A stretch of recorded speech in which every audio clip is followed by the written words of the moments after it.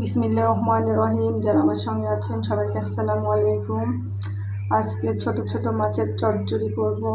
তো চচ্চড়িটা আমাদের সবারই পছন্দ, তবে আজকের যে মাছ সে মাছটার চচ্চড়ি আমার ছোটো মেয়ের পছন্দ না, কারণ চাপলি মাছে প্রচুর পরিমাণে কাটা। তো তার জন্য একটু ঝামেলা। এমনিতে সে ছোটো মাছের চচ্চড়ি পছন্দই করে, কিন্তু এই কাটার জন্যে এই মাছটা খেতে চায় না। তো ওর জন্য আবার আলাদা করে চিংড়ি মাছ কয়টা কেটে কেটে দিয়ে দিয়েছি ওটার মধ্যে। আর এই যে ধনে পাতা ডিপ ফ্রিজে রেখে দিয়েছি যেটা, সেটাই দিয়ে পেঁয়াজ কাঁচামরিচ দিয়ে সুন্দর করে মেখে নিচ্ছি। তো আমি তো চচ্চড়িতে অন্য কোনো মশলা দিই না, শুধু হলুদ লবণ কাঁচামরিচ পেঁয়াজ এটা দিয়েই করি, আর ধনে পাতা।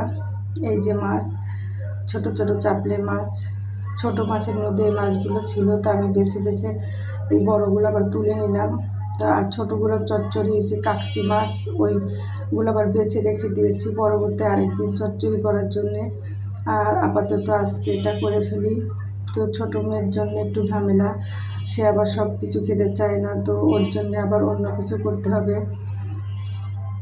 তো এই তো চচ্চড়ি এখন চুলায় দিয়ে দিয়েছি।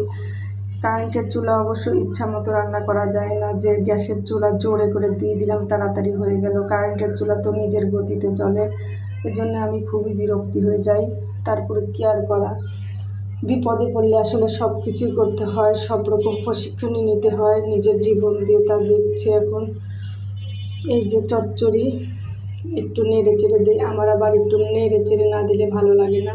আর এই যে ছোটো কন্যার জন্য একটু চিংড়ি মাছ দিয়ে দিয়েছি যাতে সে ওইটা খেতে পারে। আর চচ্চড়ির মধ্যে একটু চিংড়ি মাছ দিলে ফ্লেভারটা আমার কাছে খুবই ভালো লাগে। আর এই ছোটো মাছের চচ্চড়ি আমার হাজবেন্ডের খুবই পছন্দের জিনিস ছিল। সেই যে টানা টানা চচ্চড়ি, যেটা নিচে একটু লাগা লাগা হয়, এই চচ্চড়িটা খেতে খুবই পছন্দ করতেন। আর আমি ওইভাবেই করতাম চচ্চড়িতে।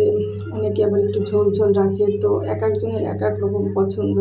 তো আমাদের ছোটোবেলা থেকে আমার মা টানা টানা চচ্চড়ি করে আমাদের খাইয়েছেন, তো আমরা এই টানা চচ্চড়ি অর্থাৎ কড়াইয়ের নিচে একটু লাল লাল হবে, কিন্তু এইরকম চচ্চড়ি খেয়ে অভ্যস্ত, তো আমরা এরকমই করি।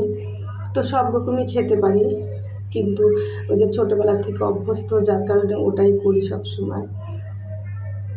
তো যারা আমার সঙ্গে আছেন তারা আমার এই ভিডিওটা যখন পেজে যাবে একটু প্লিজ ফলো করে দিবেন, আর পছন্দ হলে একটু লাইক দিবেন, পারলে শেয়ার করবেন। যেহেতু আমি খুবই নর্মাল ভিডিও দিই, তো কারো কাছে শেয়ার করবেন, লাইক দিবেন, এটা বলতেও ভয় পাই। যা হোক, সবাই ভালোবাসেন, এটাই আলহামদুলিল্লাহ। তো এটা দিয়ে আজকের খাবার, আর মিষ্টি কুমড়া ভাজি সকালের খাবার। তো এটা দিয়ে আজকের খাবার হয়ে যাবে, আগামীকাল আবার ভালো কিছু দেখা যাবে। সে পর্যন্ত সবাই ভালো থাকবেন আর আমার সাথে থাকবেন সে আশা করছি। আল্লাহ হাফেজ, আসসালামু আলাইকুম।